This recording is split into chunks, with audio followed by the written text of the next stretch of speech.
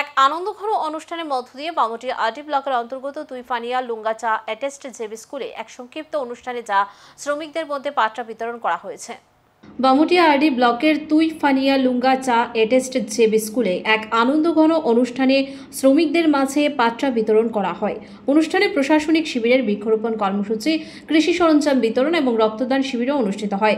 রাজ্যের মুখ্যমন্ত্রী professor doctor Manik Saha, পশ্চিম ত্রিপুরা জেলার ভারপ্রাপ্ত সভাধিপতি বিশ্বজিৎ শীল, চাপ উন্নয়ন নিগমের চেয়ারম্যান সমীর রঞ্জন ঘোষ সহ বিশিষ্ট ব্যক্তিরা অনুষ্ঠানে উপস্থিত ছিলেন।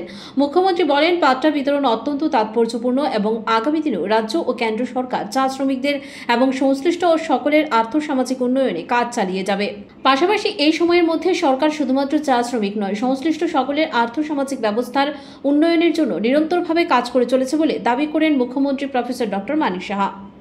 ভোটের সময় যাই ঠিকই, কিন্তু তার পরবর্তী সময়ও মানুষের জন্য যে কারণে আমাদের জনপ্রতিনিধিদের নির্বাচিত করেছে, সেই দায়বদ্ধতা নিয়ে তাদের যে বিভিন্ন সমস্যা, সেই সমাধানের লক্ষ্যে আমাদের সরকার, আমরা মানুষের কাছে আমরা যাচ্ছি।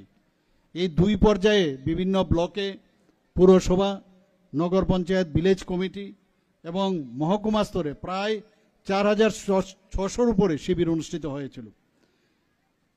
এবং প্রতি ঘরে সুশাসন শুধু আমাদের ত্রিপুরাতে নয়, সারা ভারতবর্ষে আমাদের এই কার্যক্রমকে সবাই স্বাগত জানিয়েছে এবং ভূয়সী প্রশংসাও করেছেন।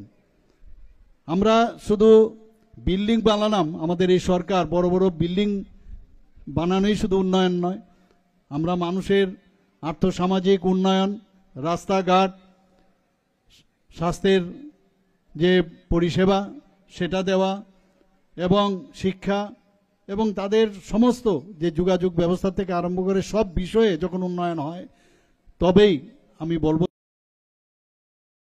এবং আমাদের সরকার সেই বিষয়ে সেইভাবেই আমরা কাজ করছি।